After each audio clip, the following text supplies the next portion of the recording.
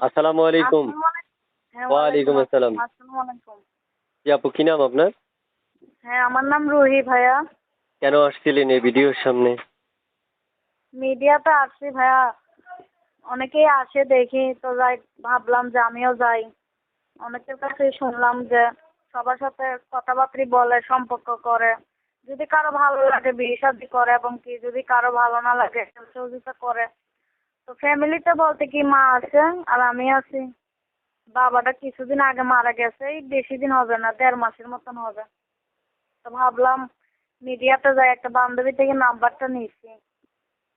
তো যাক, যত একজন ভালো মানুষ পাই পাশে, এবং আচ্ছা, কি পাশে থাকে। আচ্ছা, বুঝতে পেরেছি। প্রিয় দর্শক, এবার একটু আমি কথা বলি। আমি হুম। সবসময় আপনাদেরকে বলে রাখি যে একটা মেয়ে কখনোই এত সহজে প্রতিবেদনে আসে না। খুব অসহায় হয়ে হ্যাঁ, যাওয়ার পর, অর্থাৎ যখন সে নিঃস্ব হয়ে যায়, মনে হয় যে না, এই রাস্তা ছাড়া আর কোনো রাস্তা নেই।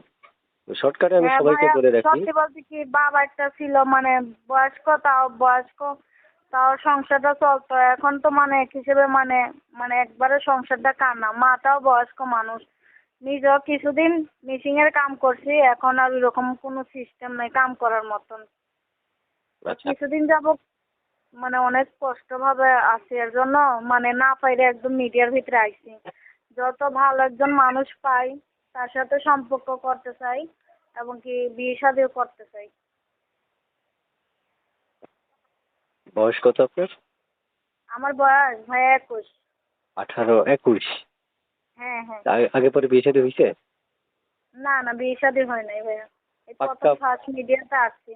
পাক্কা বিয়ের বয়স, কিন্তু বিয়ে হচ্ছে না। না, বিয়ের জন্য আসে আর কি, মানে যৌতুকটা ভাইয়া ওইরকম তো যৌতুক দেওয়ার মতন ক্ষমতা নেই ভাইয়া। সত্যি কথা বলতে কি, এক বেলা সংসার চলে, আরেক বেলা চলতে কষ্ট হয়। এই মানে পাশাপাশি আছে আমার ভাবিরা, আত্মীয় স্বজনরা, এরা কিছু দেয়, এটা দিয়েই চলি। তো একটা ভাই আছে আর কি, ভাইটা বিয়ে শাদী করছে, খোঁজ খবর নেয় না। ওই মাটারে নিয়ে আমি কত কষ্ট চলি।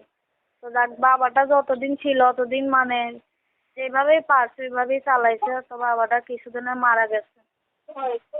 আচ্ছা, প্রিয় দর্শক, এবার একটু আমি কথা বলে নিই। আসলে একটা মেয়ের সাথে যখন আমরা কথা বলি তখন 3 থেকে 3.5 মিনিট কথা বলি, এর মধ্যে সকল তথ্যগুলো উপস্থাপন করা কখনোই পসিবল হয় না। তাই আপনাদের হুম। প্রয়োজন অনুযায়ী যদি আপনারা কোনো আরো বেশি কোনো তথ্য নিতে চান বা আপনার স্পেশাল কোনো তথ্য জানার ইচ্ছে থাকে, তাহলে আমি আপনাদেরকে বলবো স্ক্রিনে একটা নাম্বার দেখতে পাবেন, ওই নাম্বারটি তার।